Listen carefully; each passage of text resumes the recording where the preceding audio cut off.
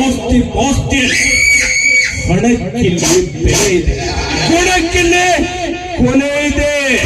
ಮೋಸ ವಂಚನೆಗಳಿಗೆ ಮರ್ಯಾದೆ, ನ್ಯಾಯ ನೀತಿಗಳಿಗೆ ಅಧಿಕಾರ.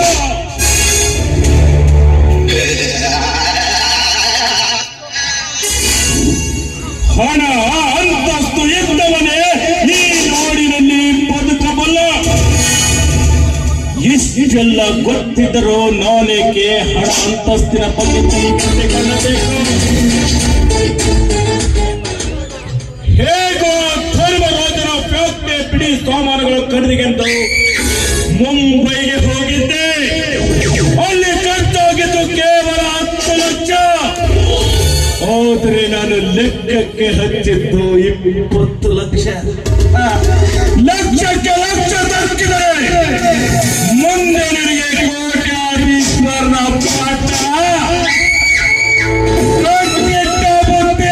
ಕಟ್ಟಿಟ್ಟ.